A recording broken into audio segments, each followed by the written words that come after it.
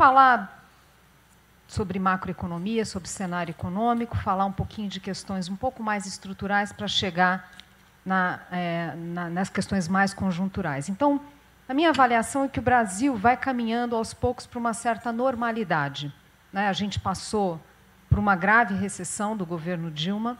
A pandemia já é uma outra categoria, mas eu acho que um ponto que machucou particularmente o país, acho que não há dúvida que foi talvez a nossa mais séria recessão.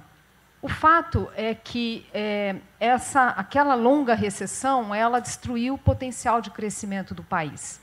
Então, um período muito longo, com contração de investimentos e, portanto, redução da capacidade produtiva, além de uma própria, eu diria, depreciação do que a gente chama de capital humano, pessoas que ficam muito tempo desempregadas, desocupadas, a capacidade de se recolocar com boas ocupações, bom rendimento, diminui também. Então, nós tivemos esse encolhimento potencial de crescimento do país, que devia estar algo na casa de 1% ali, na passagem em 2015 e 2016.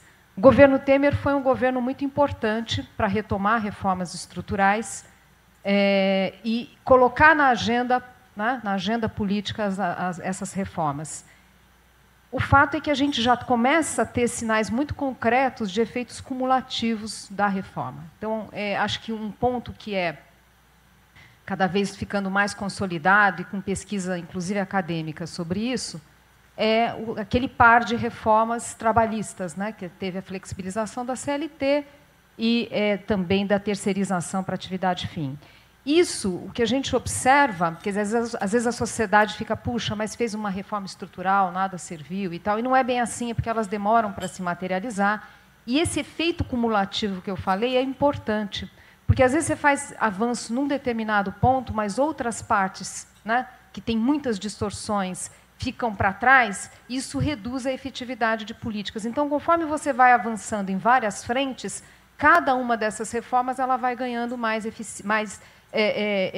efetividade. Mas, enfim, quando a gente olha a dinâmica do mercado de trabalho, essa taxa de desemprego em 6,9%, a gente está falando da mínima histórica do país. Então, é muito possível que o que a gente chama de desemprego neutro, estrutural do país, ainda que seja elevado, né, temos aí uma parcela grande da nossa força de trabalho que não consegue uma ocupação porque não tem capital humano suficiente, o mercado de trabalho cada vez mais exigente, com novas tecnologias, não consegue absorver, há muito tempo já que a gente não tem mais emprego chão de fábrica, isso também está cada vez mais valendo para o setor de serviços, mostrando a importância da agenda da educação, mas o meu ponto é que, apesar de ser ainda um desemprego estruturalmente elevado, a gente tem, hoje, conjunturalmente, uma taxa de desemprego que está nas mínimas históricas, e eu não tenho dúvidas que uma parte decorre de avanços estruturais em função das reformas que a gente teve ali em 2017.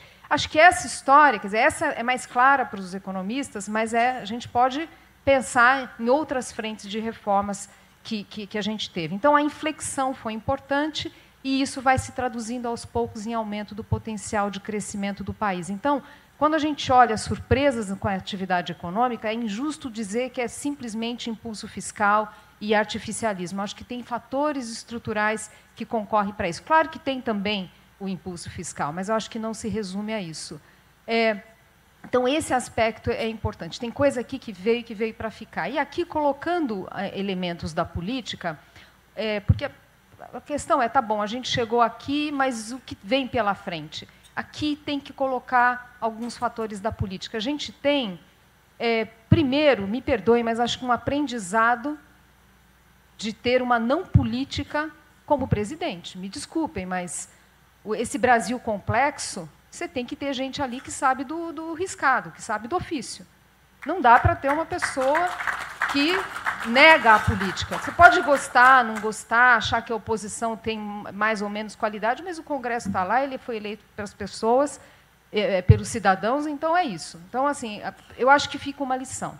Eu acho que fica uma lição sobre isso. A outra questão é que, quando a gente olha as alterações, né, o ciclo político, a gente está falando, desde o governo Temer, entra presidente, sai presidente de novo. se gosta, se não gosta, o fato é que reformas estruturais estão avançando. A gente pode ficar triste, muitas vezes, com a lentidão. Nós economistas, né, Caio, somos muito críticos, muitas vezes, dos conteúdos, de oportunidades perdidas de se fazer uma reforma mais ambiciosa. É o caso da reforma do IVA, mas o fato é que entrou o presidente, saiu o presidente e está tendo reforma estrutural. Então, que mensagem que a gente está passando? Olha, é um país que aprendeu algumas lições e que consegue dar continuidade a reformas estruturais. Olha, não tem tantas experiências assim no mundo com isso, pensando na lógica de países emergentes.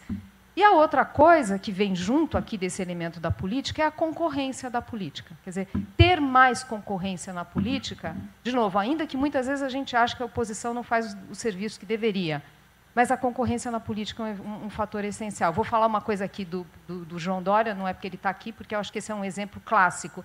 Provavelmente a gente só teve rapidamente vacina no país porque o estado de São Paulo foi na frente, me desculpe. Senão acho que ia demorar muito mais. Né? Então, a concorrência na política fez o governo federal se mexer.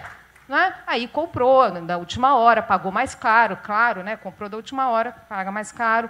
Mas o fato é que, se não fosse isso, muito dificilmente a gente ia ter uma vacinação rápida no país. Então, quando a gente olha esses elementos, dá para imaginar o seguinte: olha, eu não sei quem que vai estar naquela cadeira, não sei quem vai ser o próximo presidente, mas possivelmente a gente vai continuar tendo alguma continuidade de reformas. Torcer para que seja um presidente de perfil reformista. Poucas vezes a gente teve isso, poucas vezes a gente teve, né, acho que figuras como o Fernando Henrique, depois o presidente Temer. Mas o fato é que tem uma possibilidade de continuidade de reformas muito importante. Agora, como é que fica puxando isso para a nossa conjuntura? Bom, em parte é isso, surpresa que a gente tem tido. Agora, é claro que nós precisamos ser mais ambiciosos. E nessa questão da ambição, eu vejo uma sociedade hoje, quer dizer, na verdade, desde 2013, que a gente tem sinais muito claros de uma sociedade mais exigente. Né? Cada vez mais a gente tem uma sociedade que valoriza ou anseia por serviços públicos de qualidade. Então, o caminho da concorrência da política é a melhor forma da gente traduzir esses anseios da sociedade em avanço de políticas públicas. Então, eu tenho um olhar confiante. Acho que a palavra otimismo é forte demais, mas um olhar confiante que cada vez mais a gente vai ter a tradução disso. E, óbvio, que atender esses anseios da sociedade, e a questão da educação é um fator-chave, pessoal, não só porque é importante para ter produtividade na economia, mas é mercado consumidor. Né? Aquele sonho da nova classe média, que a gente viu, aquela nova classe média do governo Lula, aquele sonho passou. Né? A gente não conseguiu ainda retomar o padrão de consumo pré-recessão da Dilma. Então, é óbvio que tem que ter esse olhar para as classes médias, e a educação é um fator-chave para conseguir bons postos de trabalho e reduzir o desemprego estrutural. Mas o meu ponto aqui, até porque meu tempo já se foi, é que esses mecanismos, né, essas engrenagens para ajudar nessa tradução dos anseios da sociedade em política pública, eu acho que eles estão começando a se azeitar. Quer dizer, né, acho que esse processo vai ganhando força. E eu acho que esse é o melhor remédio para a gente combater patrimonialismo no Brasil. Melhorar a alocação de recursos, melhorar a qualidade de política pública, é também enfrentar grupos que se organizam e que não dá para cortar tudo de uma vez por algumas políticas, mas, sem dúvidas, começar a avançar, pelo menos na margem, todos nós, de alguma forma, que nos beneficiam do Estado brasileiro, fazer a sua contribuição. Então, é isso. Mudanças, que, ainda que sejam marginais, mas eu acho que a gente vai criando condições para avançar e, obviamente, aumentar o potencial de crescimento do país. É isso aí. Obrigada.